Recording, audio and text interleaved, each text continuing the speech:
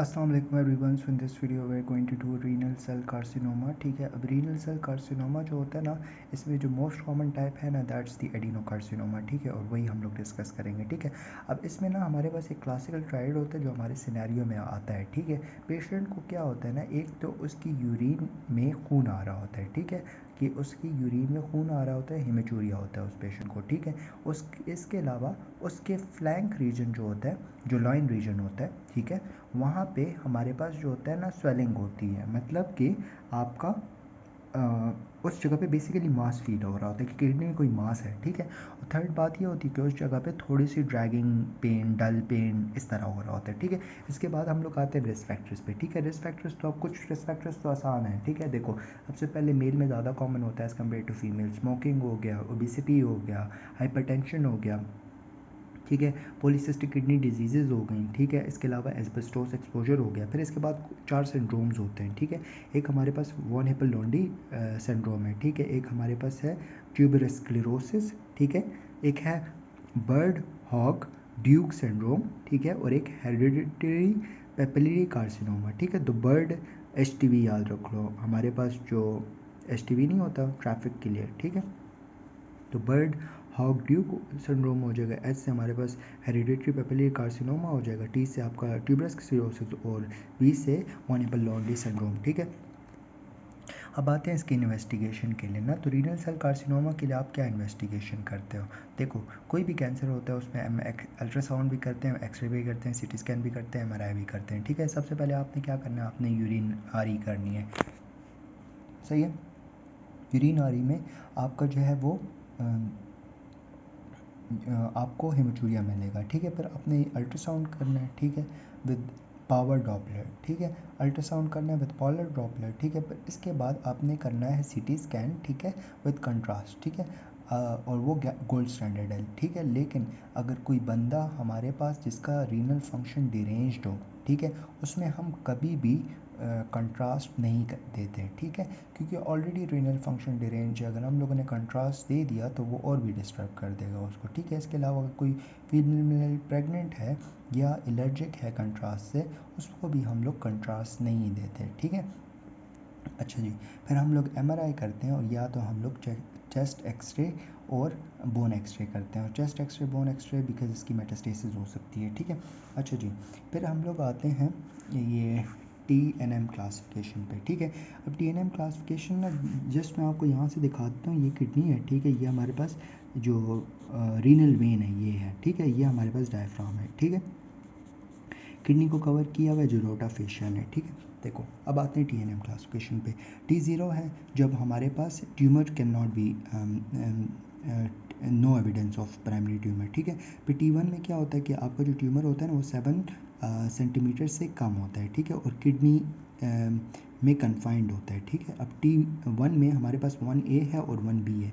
1A में 4 centimetre से कम है, और 1B में 4 से 7 सेंटीमीटर के बीच में। ठीक है, फिर इसके बाद हमारे पास 2 है। 2 में हमारे पास 7 सेंटीमीटर से ज़्यादा है लेकिन किडनी में ही प्रेजेंट है। ठीक है, अब 2A है और 2B है। 2A में हमारे पास 7 से ज़्यादा और 10 की से कम, और जो 2B है उसमें 10 से ज़्यादा है। ठीक है, फिर इसके बाद हमारे पास जो T3 होता है उसमें हमारे पास किडनी से एक्सटेंड कर चुका होता है। 3A में ये हमारे पास जो होता है वो किडनी ये रीनल वेन तक पहुंच चुका होता है। ठीक है, ये रीनल वेन यहाँ तक पहुंच गया है। T3B में हमारे पास ये डायफ्राम तक पहुंच चुका होता है, बिलो द डायफ्राम होता है। ठीक है, और जो T3C होता है उसमें अबव द डायफ्राम जा चुका होता है, और 4 जो है उसमें हमारे पास रोटाफेशिया को इन्वेट करता है और रीनल तक जा चुका होता है। ठीक है, फिर इसके बाद ना हमारे पास अच्छा सॉरी, इसमें ना हमारे पास T तो हो गया है ना। T के बाद हम लोग करते हैं, हमारे पास N और M रह गया है। ठीक है, देखो N में क्या होता है ना कि N में हमारे पास रीजनल नोड NO में आप नज़र नहीं आ रहे होते, और N1 है और N2 है। N1 में सिंगल नोड इन्वॉल्व है और N2 में more than 1 lymph node involve है। फिर M है जिसमें आपकी मेटास्टेसिस नहीं है, और M1 में मेटास्टेसिस है। ठीक है, अच्छा जी, अब हम आते हैं इसकी क्लिनिकल फीचर्स पे। ठीक है, पहले स्प्रेड कर लेते हैं, फिर क्लिनिकल फीचर्स पे आते हैं, ठीक है। अब इसका स्प्रेड जो होता है वो भी वेसल्स के ज़रिए भी हो सकता है, लिम्फेटिक्स के ज़रिए भी हो सकता है, ठीक है। अब ये कौन से ऑर्गन में कॉमनली स्प्रेड करता है? एक जो है ये बोन्स में और लंग्स में जो है वो कॉमनली स्प्रेड करता है, ठीक है। अब अगर लंग्स तक जाएगा ना ये मेटास्टेसाइज करके ना, तो वहाँ पे ये एक लंग्स में हमारे पास डिपॉजिट्स बनाएगा, ठीक है, और वो उसको हम लोग कहते हैं कैनन बॉल सेकेंडरी डिपॉजिट, ठीक है। और अगर बोन्स तक जाएगा, जो बोन की जो लॉन्ग बोन्स है ना, वहाँ पे डिपॉजिट्स बनेंगे, ठीक है। इसके अलावा ये हमारे पास ब्रेन, लिवर, टेस्टिस, ओवरीज तक भी जा सकता है, ठीक है। अच्छा जी, इसके बाद हमारे पास एक पाथवे ऑफ स्प्रेड होता है, बेसिकली रीनल वेन में जाता है, रीनल वेन से हमारे पास ये इन्फीरियर वेना केवा में जाता है और फिर हार्ट में चला जाता है। तो ये most common pathway of spread है, ठीक है। अब आते हैं क्लिनिकल फीचर्स पे ना। क्लासिकल ट्राइड तो मैंने आपको बता दिया, मैचूरिया होगा, फ्लैंक रीजन में पेन होगा, फ्लैंक रीजन में मास होगा, ठीक है। इसके अलावा कैंसर है तो वेट लॉस भी होगा पेशेंट में और फीवर भी होगा, ठीक है। फिर इसके बाद इसके साथ हमारे पास पैरान्यूप्लास्टिक सिंड्रोम भी एसोसिएटेड होंगे, ठीक है, जिसमें हमारे पास क्या होगा कि किडनी में हमारे पास सबसे पहले विटामिन डी बनता है। तो क्या होगा कि अगर हमारे पास एक्सेसिवली विटामिन डी बन रहा है तो उस पेशेंट पे हमारे पास हाइपरकैल्सीमिया हो जाएगा, ठीक है। अगर हमारे पास एरिथ्रोपोइटिन बनता है, अगर हमारे पास एक्टोपिक एरिथ्रोपोइटिन बनना शुरू हो गया तो हमारे पास पॉलीसाइथीमिया हो जाएगा पेशेंट में। रेनिन ज़्यादा रिलीज़ हो रहा है तो हाइपरटेंशन हो जाएगी। एसीटीएस एक्टोपिकली प्रोड्यूस हो रहा है तो कुशन सिंड्रोम हो जाएगा, ठीक है। इसके अलावा अगर हमारे पास जो है वो ये जो हमारे पास गोनेडोट्रोपिन हार्मोन होते हैं ना, वो रिलीज़ होंगे तो मेल में फेमिनाइजेशन और फीमेल में मस्कुलराइजेशन हो जाएगी, ठीक है। फिर इसके बाद हमारे पास आते हैं स्टॉफर सिंड्रोम, ठीक है। अब स्टॉफर सिंड्रोम बेसिकली ये होता है ना कि हमारे पास पेशेंट में रीनल सेल कार्सिनोमा होता है, ठीक है, और उसके साथ साथ हमारे जो लिवर फंक्शंस होते हैं ना वो भी डिरेंज्ड होते हैं, ठीक है। लेकिन जो हमारा कैंसर है ना वो अभी तक लिवर में मेटास्टेसाइज नहीं किया होता, ठीक है। चलिए अब हम लोग आते हैं treatment of the renal cell carcinoma, ठीक है। देखो सबसे पहले हमारे पास ट्रीटमेंट में क्या होता है ना, देखो एक सर्जरी हो गई, एक रेडियो हो गई, एक कीमोथेरेपी जिसको हम इम्यूनोथेरेपी भी कहते हैं, ठीक है।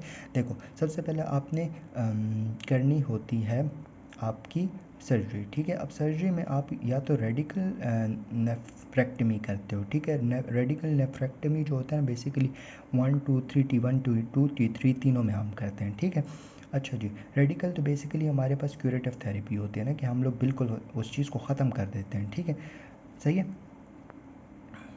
अच्छा, फिर इसके बाद हमारे पास अगर हम, और ये बड़ा ऑपरेशन होता है ना, ठीक है, पूरी किडनी को हम रिमूव कर देते हैं। इसके अलावा लेप्रोस्कोपिक नेफ्रेक्टमी होती है, ठीक है, मतलब कि हम लोग छोटा सा सुराख करके हम लोग बेसिकली किडनी का जो स्ट्रक्चर होता है वो हम रिमूव कराते हैं। फिर पार्शियल नेफ्रेक्टमी होती है। पार्शियल नेफ्रेक्टमी में बेसिकली हम लोग इस तब करते हैं ना जब हमारा कैंसर का साइज़ जो है ना 4 सेंटीमीटर से जो है वो 4 सेंटीमीटर से जो है वो कम हो, ठीक है, या हमारे पास बायलैटरल किडनी इन्वॉल्व हो तो हम लोग कोशिश करते हैं कि जो जगह ख़राब हो वही निकाल लें और बाकी को छोड़ दें उसी तरह की ताकि वो काम कर सके, ठीक है। इसके अलावा अगर हमारे पास एक जो है उसमें रीनल सेल कार्सिनोमा हो चुका है और दूसरा जो है वो अभी डिरेंज होने वाला है, ठीक है, तो हम लोग कोशिश करेंगे कि हम वो जो ठीक है ना, जो डिरेंज्ड है सिर्फ उसको हम लोग बचाने की कोशिश करेंगे, ठीक है। तो एक हमारे पास रेडिकल नेफ्रेक्टमी था, एक लेप्रोस्कोपिक नेफ्रेक्टमी, पार्शियल नेफ्रेक्टमी, ठीक है। इसके अलावा हमारे पास है